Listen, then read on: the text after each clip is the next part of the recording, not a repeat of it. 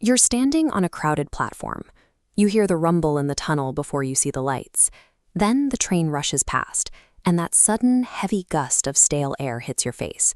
You breathe it in without a second thought. In 1966, the U.S. Army decided to see what would happen if they dropped a bacteria called Bacillus subtilis directly into the New York City ventilation system. The military weaponized the natural airflow of the train tunnels. As the trains moved, they pushed the bacteria through the stations, exposing over 1 million unsuspecting commuters to a simulated biological attack over the course of a week. While the Cold War was defined by distant proxy wars and foreign standoffs, the federal government was also secretly turning American public infrastructure into a live domestic laboratory. This strategy of treating civilians as test subjects wasn't a one-off error. In September 1950, the Navy launched Operation Sea Spray right in the San Francisco harbor.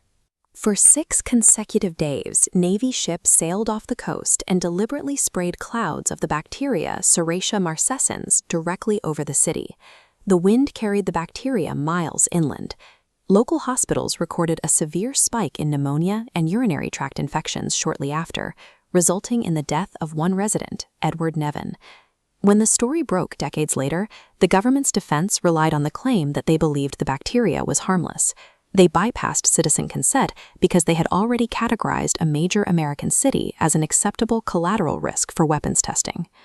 Look at this photo from the 1920s. Frustrated that Americans kept drinking during Prohibition, the federal government ordered manufacturers to lace the industrial alcohol supply with toxins, knowing it would be stolen and redistilled into bootleg liquor. They mandated the use of methanol, gasoline, and benzene.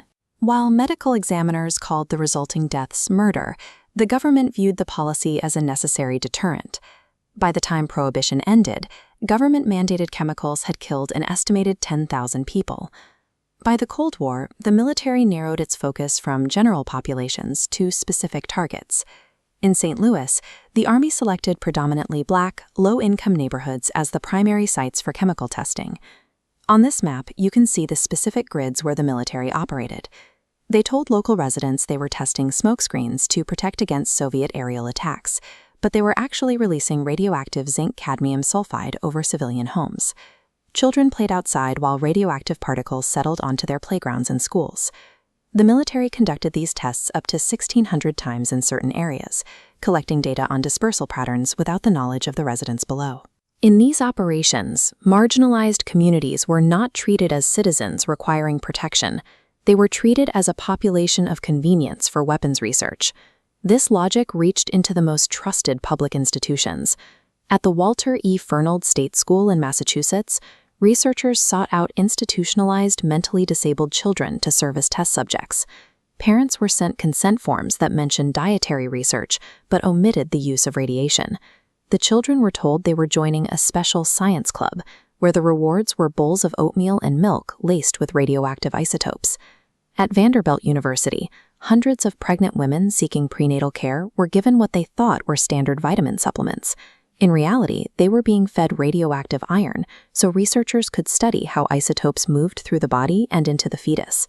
Researchers prioritized nuclear fallout data over the safety of the patients in their care.